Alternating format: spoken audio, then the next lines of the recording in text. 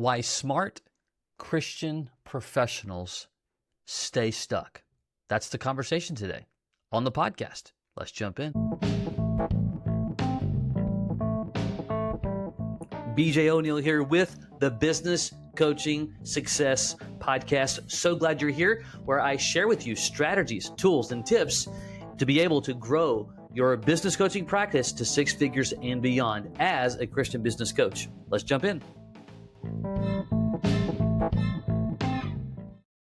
Welcome. Glad that you are here. We are talking about the word stuck, right? Why do we get stuck? What do we do about it? And it's really, I would argue, it's an issue. We all face it. Some of it, if not a lot of it, is psychological for a number of different reasons. So depending upon where you are, and so just for context, we put us all on the same page here. We talk here on this podcast all things about building a successful business coaching practice, one as a faith, people who are faith-driven, and just the different strategies, the success stories, the challenges, what to look for. And after doing this for a very long time, there's no doubt that one of the larger friction points is this word stuck. Now, depending upon where you are in your journey, perhaps you're on our coaching team, maybe you're already in the weeds, you're coaching, maybe you just got started, but maybe you've been coaching for a while. Even when we get down the road, we get 2 or 3 clients, we still get stuck. And I'm going to share some things as just my perspective, both on a personal experiences as well as working with hundreds of other coaches over the years upon just my view of it and what I think that you might be able to do in how you pray about it and how you process the journey. If you are on the outside and you're taking a peek at becoming a coach, or you're looking at your next chapter, you're thinking about, hey, this is what it might look like to, this next season of my life. You're just trying to figure it all out. Here's my encouragement. Book a quick, what we call an Explore the Systems chat, so you can learn about what we do in our Done For You platform that we call the Focused Method. There might be a link in an email where you got the podcast. If not, you can go to businesscoachmastery.com. That's businesscoachmastery.com. And that way you can determine if it's worth learning more about or not to fit what you're doing and where you're going and what you would like to accomplish, okay? A few areas or a few things I want to kind of just give you thought or to just share with you so that you can think about it as you are processing where you're at. Again, depending upon your journey. Number one, oftentimes we end up in holding patterns, okay? But bigger than the holding pattern, it's a holding pattern of thinking.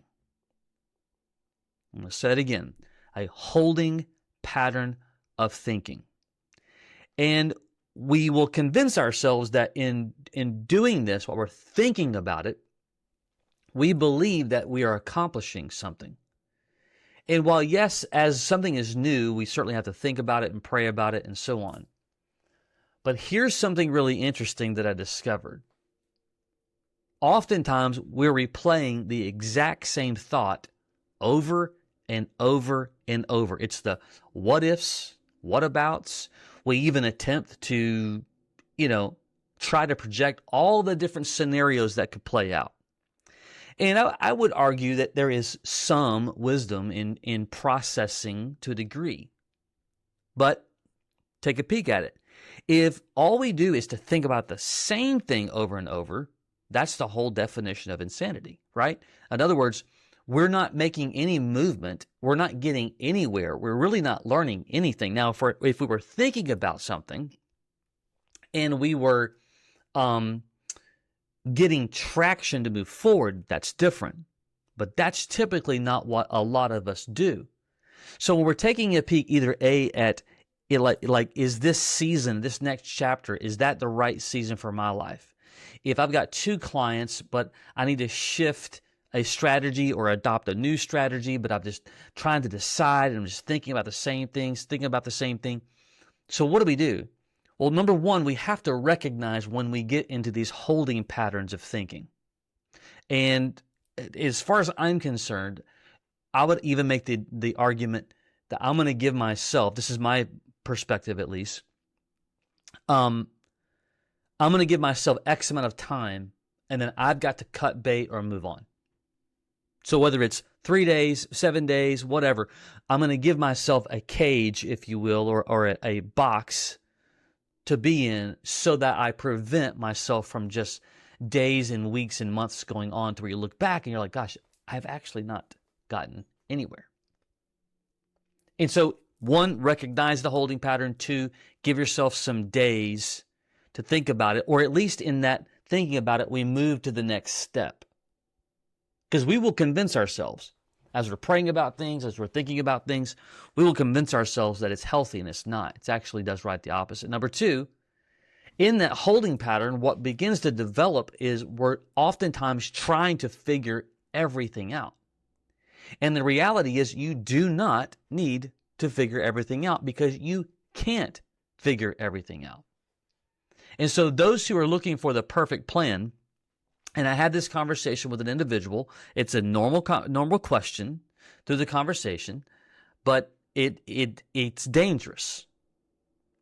And the question was devil's advocate, as if I'm a devil's advocate, but devil's advocate. Let's say, and then they begin to set up the proverbial, what if this whole thing doesn't work if I go down the road of coaching? And while it's normal to do that, the problem with devil's advocate nomenclature is we could devil's advocate forever. And again, as far as I'm concerned, there's a difference in playing devil's advocate in what ifs and being wise to say, I understand that the likelihood of me being able to kind of conjure up like every potential scenario, this is exactly what puts us back into the holding pattern. And so the ones that begin to make a decision that I'm going to move forward, not like irresponsibly, but at some point we have to also make the decision that as I put my step forward, I'm praying about it, I'm talking to some, friends, spouse, whatever, and I understand there's going to be a lot of unknowns, and I'm going to deal with those unknowns as they come up. That's really, as far as I'm concerned, the only answer. And so again, let's kind of, pull this apart. If I'm looking at business coaching practice or building one, and I'm staying in the stuck mode, want to figure it all out, or I've got maybe 1, 2, or 3 clients already, but now I'm starting to try to wonder, well, should I do group coaching? Should I do this? Should I do that? And then all of a sudden the week turns into a month, turns into 3 months, and we're not gaining any traction.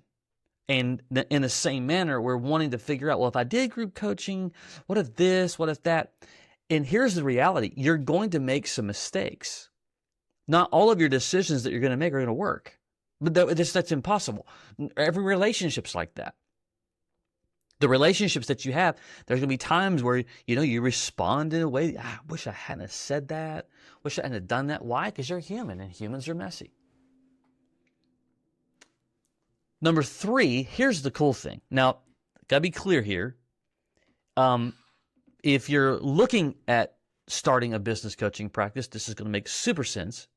If you're already coaching with us, this will make a lot of sense too, just in a different way. But in our coaching system, so there's a lot of different ways that you can coach. So if you're not coaching with us, there's licensing models, there's franchising models, there's do-it-yourself, kind of models. Early on, years ago, I was doing it all on my own, and I was kind of stapling different things together. Books, resources, something that someone said. Of course, this is all before AI, and you're having to figure all this stuff out. And it's very hard. I wouldn't encourage anyone to try to coach on their own anymore. The need for speed, and I know that there's AI tools. That's as much of a distraction as it is help. There's some that the tool is a helpful thing, but just by yourself going in and trying to build a plan, it's very hard to do.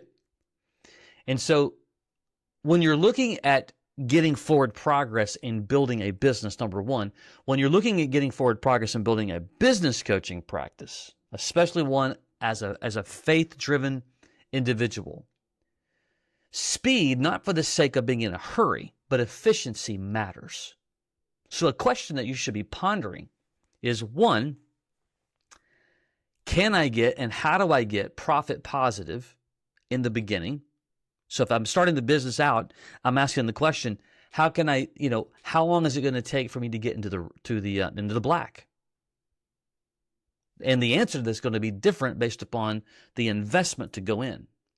And the cool thing about what we do, the way that we work with you, is that you're profit positive with your very first client. Not break even, you're profit positive with your very first client. Okay? What that also means, if you are coaching with us and you already have one or two clients, you have a number of ways that you can also become more profit positive by either A, improving your ability to package your services together to acquire a higher amount of monthly your reoccurring retainer, if you will, or leveraging some of our tools like our Done For You group coaching to where you could charge a lesser fee, but we're going to do the coaching for you. And if you don't know that, guess what? We will. We coach every Monday. We have a group coaching program where our team will coach your clients for you. You collect the fees, just a part of the drill. And so there's a number of ways, but the question, how do I get profit positive and what's the efficiency rate to do that, and how do I scale that? Of course, again, if you're not going to coach with us, you got to go figure that out. Like you got to figure out a way, like what's that actually going to look like? And you may sit there and say, well, it's just going out and getting your first client. Well, if you do that on your own, you're going to run into a lot of different turbulence points, which is the whole reason why we have an entire Done For You plan and program now, so that it is a business in the box approach, not a franchise, because you get to go do it how you want, where you want. It's fully white labeled, your colors. That's why we do it that way, to allow you to get profit positive. So back to the whole point of the word stuck is that we enable you to get profit positive quickly. Now you got to go do the work, obviously. So if you have a system, not knocking anything out there, but if it's causing you, like I've got to have 3 or 4 or 5 clients before I get profit positive, that's just going to make you more stuck as far as I'm concerned, my opinion. The right room changes everything. You cannot do this alone. At least I would not encourage you to journey out in business coaching by yourself. I remember doing that years ago, 2010-ish, around that time. And like probably you or many listening, I was kind of already coaching people ad hoc for free, just in the world that I was living in. Just helping people out. They would call and this, that, and the other. And I decided, hey, you know what? I'm gonna start figuring out a way to get paid to do this. And I began to go down that road and didn't really engage into anyone to tell them. And then I found myself very, very alone. No, nobody for the iron sharpening iron. I mean, yeah, I had some friends and stuff, but they didn't understand what I was doing. So I really couldn't, engage in a deeper level conversation with them specifically on like, well, what did you do in this situation? What would you do in that situation? So here's an example when you have the right room and how the right room changes everything. Is a great example. So again, I'm going to go back to the word efficiency, which that helps you to get unstuck, because when things are more efficient, you have a higher rate of taking action.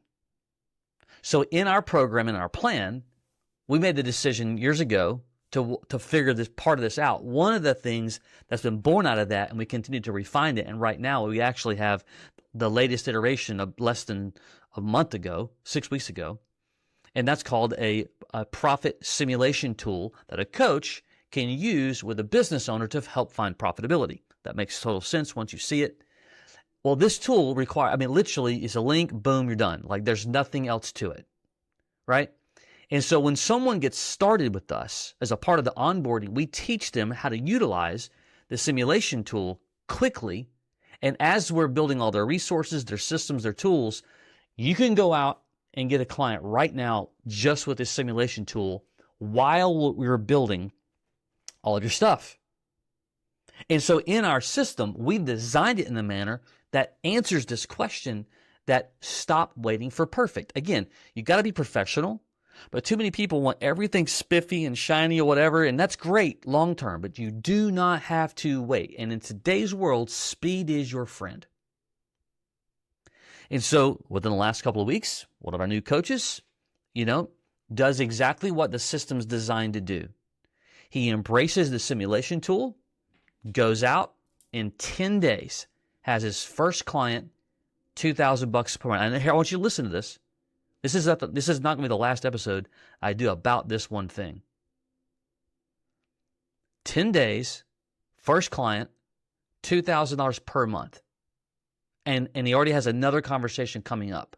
So whether he lands that one or not, the bigger point is he will have had 2 conversations within 14 days, and he's just trusting the process. What's the process? The right room. What's the right room? Support. People. He's got advisors. He's got one-on-one coaches, peer-to-peer other coaches. Even in our Facebook group, he shared, hey, went out and got da-da-da-da. That's encouragement for everyone. But he understands that I'm not by myself. And you shouldn't be. And so these are the things that you have to wrestle with. You got to get out of the holding pattern thinking. You don't need to have it all figured out. There's a difference in being unprofessional, but in the very first. So this is the cool about, if you do business coaching correct, you can go out and be nimble and do it swiftly. When you go buy a big system, and it is just what it is, it can take you months upon months to get set up correctly to go out and generate your first conversation or so. And what we're doing and what we feel called and led to do is to create a process where you avoid that. You can go out and have conversations immediately, be profit positive immediately, and have all the support in the world. In some manner, you must solve all the things that I just suggested if you want forward progress. And by the way, to do it with a lot of fun, at least in my opinion. Now, that's all done because I experienced the inverse of that years ago. Clunky processes. I didn't really have a process, just spreadsheet here. We called it a dashboard back then, or I should say I called it a dashboard back in the day. It wasn't. It was just a Google sheet with, fancy numbers on it.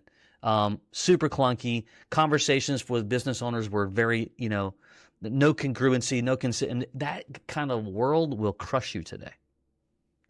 And it's what keeps you stuck because you can't get any forward progress. By the way, those who really want to achieve needs to understand where they're stuck and what to do about it. And you just cannot do it by yourself. That's the reason why as a faith-driven individual, as a Christ follower, part of wisdom and discernment is recognizing, man, I'm accepting the quicksand. Because I want to be perfect and I can't figure it out. It's arduous. Like those things need to get solved so you can get out of the quicksand and move forward. Okay? I hope today's conversation has added value to you. Hope it's meant something to you. Hope it's encouraged you at some level. Hope it just caused you to wrestle. If that's all it does, to me, that's a win. All right? Until next time, take care.